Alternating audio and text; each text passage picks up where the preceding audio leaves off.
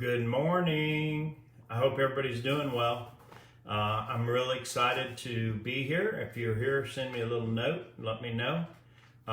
We got some good questions this morning, and I think everybody will be interested in the answers. So this first one's from Robin Turpin. Oh yes, Art by Robin. And the question she asked is about time management. She said, what time management system or process do you use and why? And her business is an art business. She wants to know if there's software and good old-fashioned day planners that she can use. What am I using today to stay efficient and manage your time? Thanks so much. Well, time management is a 30 to 45 minute discussion, Robin, and if you bounce me an email or you bounce Sean an email, I will send you an outline of the things people that do a good job with time management do. But the first thing is you've got to get a to-do list every day. You start with a to-do list and you prioritize that to-do list by what is most important, and then you try to get those most important things done. What I find with most entrepreneurs is they're not good at deciding what the most important thing to do is. So if you're trying to grow your business, you're trying to make more money, then the most important thing you can do is either sales or marketing. If you have a customer service issue, it might take priority if it's an ongoing customer over your outbound sales efforts and your outbound marketing efforts. But other than that, the single most important thing you can do every day in your business is to block time on your calendar. Now you're asking about systems. I use a paper calendar and I use electronic calendar. I do both. My electronic calendar has betrayed me because I work across different time zones, but my paper calendar never betrays me. And so I just use old school paper calendar. And so I hope that helps. Mostly it's self-discipline when it comes to time management, disciplining yourself to following the schedule that you set up for yourself each day. Okay. The second question is from Michael Wilding. Hi, Mike. He has a ticket sales website currently in Canada, and he asks, how can I get things back to normal? I need to be able to communicate with our clients and see how we can help them. Are there programs specific to the events industry that we can take advantage of or help promoters take advantage of to help everyone through COVID? Are there programming changes we need to do to help accommodate this? Well, of course, everybody that was doing live events, Mike, went to virtual events, and they sell tickets to them. There are tickets to virtual wine tastings, there are tickets to virtual concerts, there are tickets to virtual education, and you see it advertised on Instagram all the time. But I'm not an expert in the events industry. But I know this, that, when COVID came, some events companies closed and some events companies managed to figure out a different way to do business. And you see these live convention, these remote, we see these virtual conventions being held and advertised on LinkedIn all the time. And perhaps that's the way you ought to go. But as far as other services are concerned for promoters, I don't know. And as far as the events industry is concerned, I'm not an expert. But look at what your competition is doing, and if you can't think of an original idea, copy them. So the next question is from Liv Gruber, and her question is, what are other methods you suggest reaching out to clients, potential partners, businesses besides a cold email? And her description is she has cellar door plants. It's an online plant store, but we are looking to sell our pre-potted plants to retailers, boutiques, coffee shops, etc. I'm creating our offering right now, but I wanted some advice on the most effective way to reach out to people about this product. Okay? So, Liv, I have a pet peeve about people that are generally under 40. And that is they don't want to get on the phone. Is there any way better than email? Yes. It's get on the phone, call people. And then, of course, people under 40, they say, I can't get them on the phone. They won't answer the phone. I work with a digital marketing company in West Virginia, and their salespeople, 3 of them, all make 400 outbound calls a week. Let me say that number again, 400 outbound calls a week. And if they're lucky, they talk to 5 decision makers. You know, before COVID, they were talking to a dozen or more. But now, because of COVID and because people are working remotely, they're lucky if they talk to 5 people a week. But they're still having great years. One is at over 200,000 in sales, and the other one's over 100,000 in sales. You do the math. One's on track to do 900,000. One is on track to do 600,000. And so they're having success, but they're doing it the old-fashioned way. They're pounding the phone. Emails are unreliable. You cannot control who responds and who doesn't. So if I wanted to sell to retailers and boutiques and shops, I would either stop in person, that's called the in-person cold call, or I'd get on the phone and call them. And if they're open, somebody should be in the shop or store, okay? So that's the better way than email.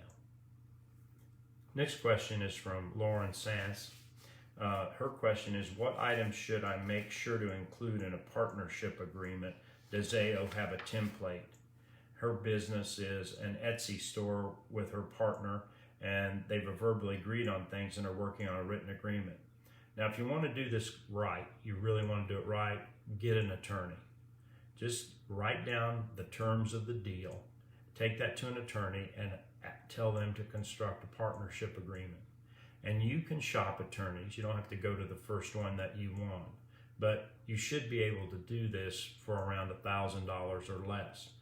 And if you don't want to make it professional, if you don't want to guarantee you that the partnership agreement is good, because that's what the attorney does, then go online and Google partnership agreements. I did it this morning, and there are plenty of templates that you can use, but you don't have the guarantee really when you're using somebody else's template that it's going to be valid and enforceable where you live, okay?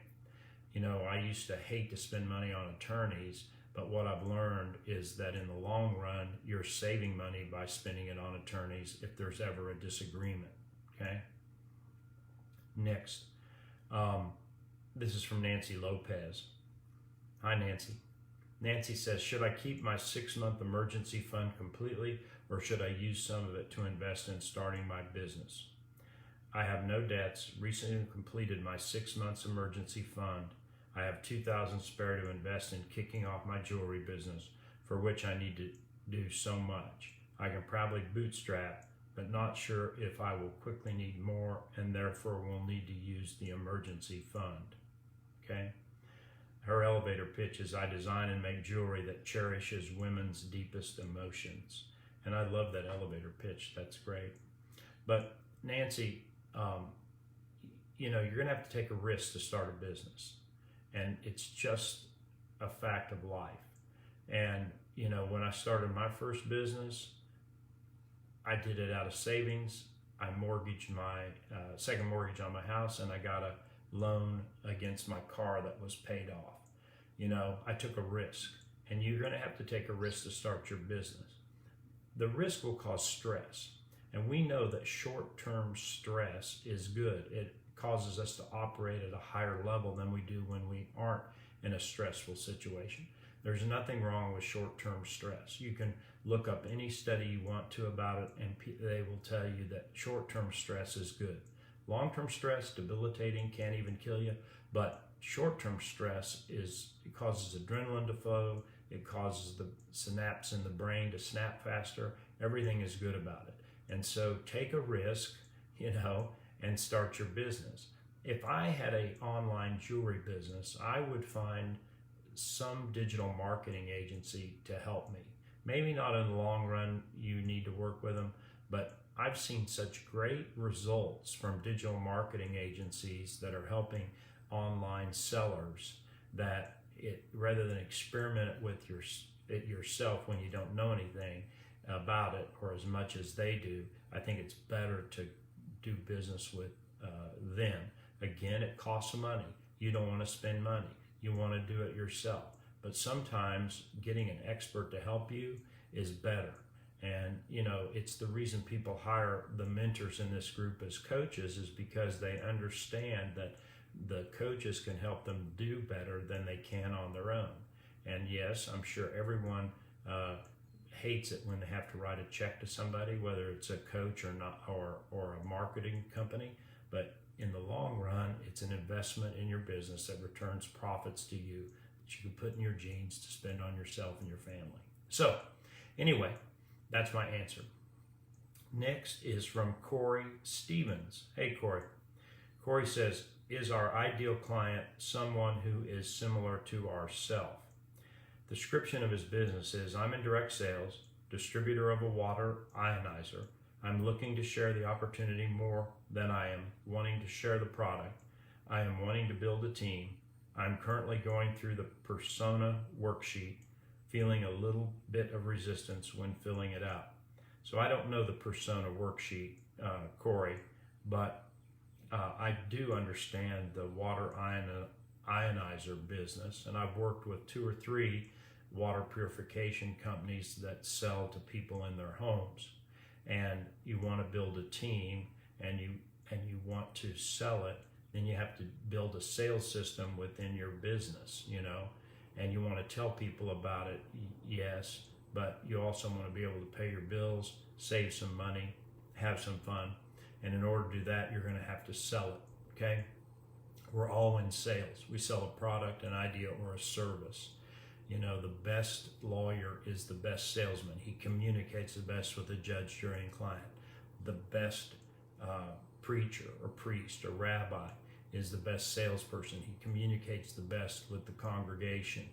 The best teacher is a salesman. He communicates the best with the students. He doesn't necessarily know the most about history. And whatever we do in life, we're distinguished by our ability to communicate, and that is sales. And there is a systematic approach you can put in your business which will cause you to increase sales. And you can ask any of the people in the AO I work with, because not one of them hasn't significantly increased their business since letting me help them put a sales system into their business, and some are amazed at how their businesses are growing and how they're doing, but it's all based on a scientific specific approach to selling. Okay. Next, Zach. Hey, Zach. I'm going to be talking to Zach later today. Zach says, how do you start a training program for employees? What are the bare bones structure needed for a successful program? And his business is Diamond State Technologies. They work with access control, that's electronic doors, cameras, automation, and security systems for residential and commercial applications. The reason why I'm asking this question is I'm growing rapidly and I need guidance on how to build a 6-month training program for my technicians. Thank you, mentors, for your valuable and irreplaceable knowledge. So, Zach, that I had a ATM business, and we had over 300 field engineers that were out there working on ATMs, smart safes, sorters, the big HP printers, etc. And so we had a very specific training program for those technicians. But you can Google technician training programs, and there will be several that you can see.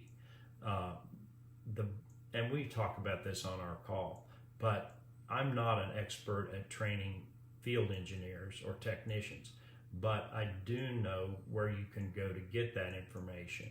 And then your biggest challenge, and everyone listening to this biggest challenge, is time. How do you get the time to do it? And so one of the things that Jennifer Bouchard has used successfully is Trainual, and Sean has Trainual too. And you can videotape every one of the trainings that you want, so that if you don't have time, you can just let your new employees watch the videos. And video training is everywhere. I have that business in contracts that we started 12 years ago. We have about 350 employees, and we video everything, and that's involved in training, because when you hire 1 or 2 people at a time, it's very difficult for senior management to take the time to train new employees. Videos can replace that. Okay, so Zach, I'll talk to you in a little bit. A lot of good questions today. Next question is from Nancy. Again, what business, sales, branding, etc. preparation do I need for my business before I start trying to sell my product to wholesalers? Again, she makes jewelry, right? Well, the truth of the matter is, Nancy, a lot of people use these things they need before they start selling as an excuse. They say, well, I got to do this, I do this, anything so they don't have to get on the phone and call somebody, right? I hate to call somebody. But in general, you should have a website. That's your commercial, right?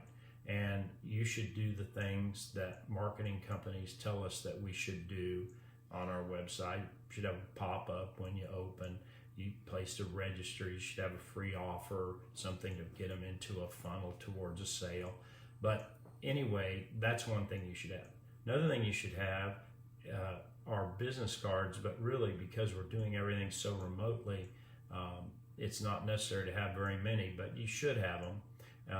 And you should have, because you did your website, you would have had a logo and a design look for the business. But other than that, you can start selling, and if the customer asks for something, you can say, yes, we have that, then create it, and then you'll have it for the other customers that ask the same question. But don't let anything stop you from getting on the phone and selling that jewelry. You can do it, okay? The next question is from Morgan Katz. Hey Morgan, what strategies do you use to build your network? This is his description. I work with companies to help them maintain their season tickets to concert venues. I'm very active on LinkedIn and in-person networking events, but looking for new options to add in. I'm looking for ways you use networking groups or associations to develop more relationships or even get more buy-in with large customers. They fill the gaps in corporate event ticketing by helping companies manage their season event tickets. We keep them compliant, provide trackable data while easing the process of season ticket management. Okay, so if I were selling tickets, I think social media would be the place I would work. Instagram, Facebook, and LinkedIn. I just got off a call with Mike Forrest, who is a garage door opening company in AO, and he's having great success with posting Instagram on his own account, and he's having moderate success with Facebook ads. But nevertheless, you have to figure out your audience and then find the social media that allows you to connect.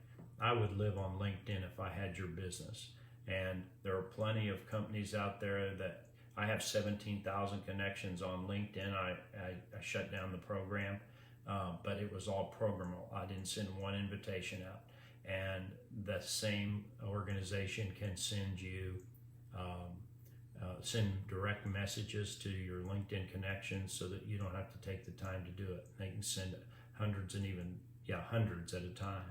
And so I would look into those as a way to expand your footprint on LinkedIn. So I hope that helps. But again, I'm not an event business expert. Okay. Next, Carrington Carruthers. What are some techniques to get potential clients to say yes or follow through with your sales pitch? Here's her description. Commercial product photographer, photograph products for e-commerce, marketing, social media, etc. When I reach out to potential target companies, I can see they read my pitch, email, or ad, sometimes more than once, but I don't get responses. I've seen some emails open 5-6 times, but it falls flat. Is there a better way to go about marketing to potential clients other than the cold email ad, or is it the cold email? How do you maximize your chance at responses? Again, the answer is the same, Carrington. Get on the phone. Pick up the phone, get a phone script, call them, write out the answers to objections, and then answer their objections and go ahead and present the benefits of your commercial photography. Wouldn't it be great if we could just send out an email and everybody would just call us and say, hey, I've been waiting to get an email from a commercial photographer. Thanks for sending it. But that's not the way business works. And so I don't know any successful companies that sell products directly that do it through email marketing. They do it through a combination of email marketing, advertising, and direct sales. And so that's, I'm sorry to say, what you're going to have to do. You'll have some success with emails, and I would keep doing it, and I would look at the copy, ask people in the group to look at the copy. But, you know, I think it's important that you realize you're going to have to supplement all of this with cold calls. Now you say, what are some techniques to get prospects to say yes? So there are skills that you use that will help lead the prospect to a favorable decision. But nobody watching this video or that I've ever met in my life is good enough to trick somebody into being a long-term customer. Yes, you can trick somebody in the short term for one time, you know, but as my dad used to say, fool me once, shame on you. Fool me twice, shame on me. And so that's the point. You want long-term customers, and so you're not going to be able to trick them into using you one time. You can lead them properly, and there are communication techniques which do that, and you can learn those. But when you call them on the phone, they know you're not there to save the dolphins. They know you're there to sell them something. So you might as well sell them something, okay? And it's funny to me because we all live and enjoy the free market enterprise. The reason you have businesses is because of the free market enterprise. In Russia and China, you just can't go start a business, you know, but here we can. And yet the gas and oil that drives the free market enterprise is sales and advertising. It's what makes the engine run. And it's both. It's not one. It's not just advertising. It's sales and advertising. And these two people follow each other everywhere in successful companies. So you want a successful company? Put a sales system in, learn how to sell, and you'll be off to the races. Okay? Next.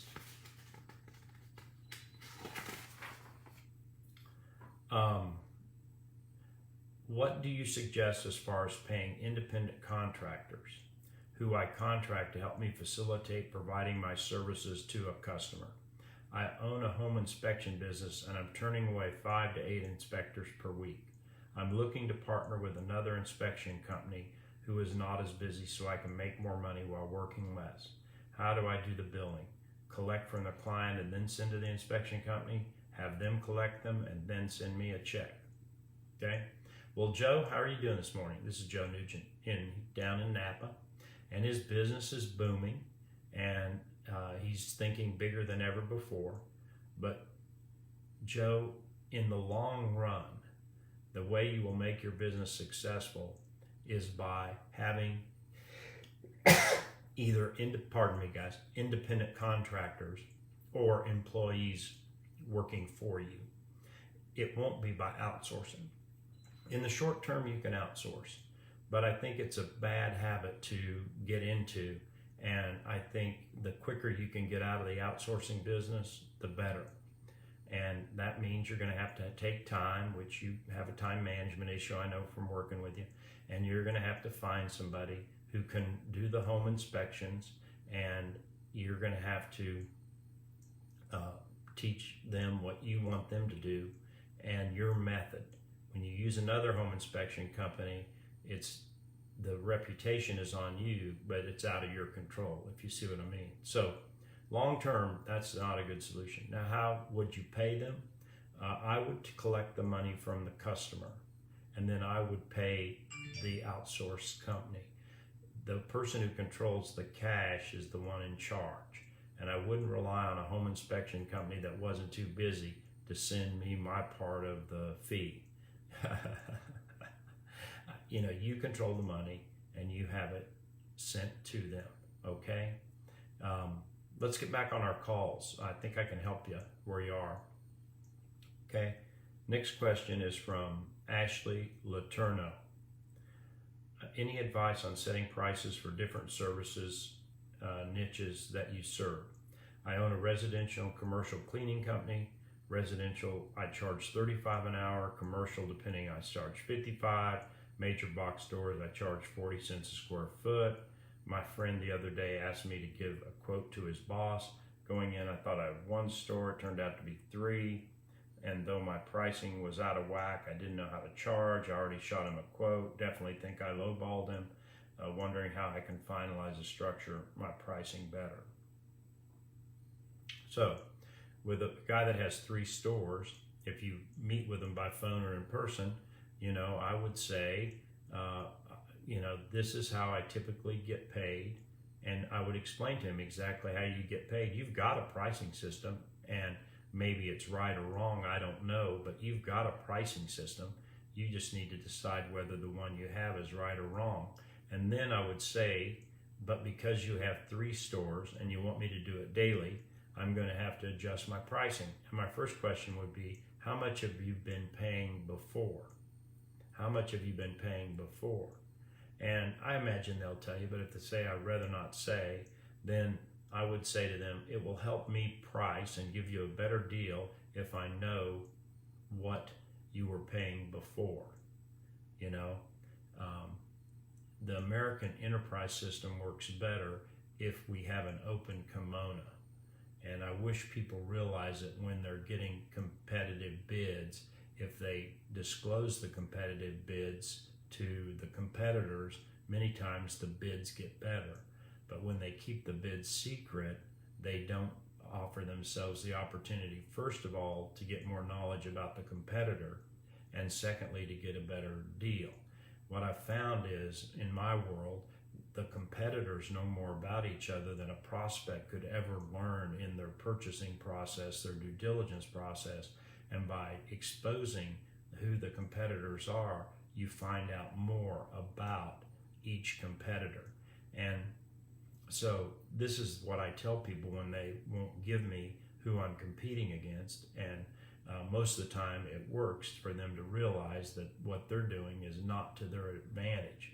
They've just gotten in a bad habit. So anyway, I would approach it like that, Ashley. And then the next thing I would tell them is, this is what I think it should be. Does that sound fair? We can start on Monday. That would be my close. This is what I think it should be. Does that sound fair? Can we go ahead and start on Monday? Okay? Ashley Watkins, Coach Ashley, when hiring other coaches to scale a coaching business, should they be partners, independent contractors, or employees? Okay. She launched a coaching business this year to help startups organize, strategize, and digitally market their businesses. I've been helping client one-on-one walk through the planning phases, set goals, and put together digital marketing strategies. So far, my clients love the mindset, work, and business strategies. I'm like a little version of AO in my own way. I'm looking for ways to scale this, so I'm switching to a membership subscription model. However, as I put together my service hierarchy, I would still like to offer premium one-on-one coaching for those who want it. I'm thinking I could train other coaches to walk business owners through these stages, but would these coaches be employees or independent contractors? Well, congratulations, Ashley. If you are so busy that you need to hire coaches to do your process, that's fantastic. But I suspect it isn't. And so the first thing I'd do is I would figure out a way to fill up my own time with these coaching opportunities.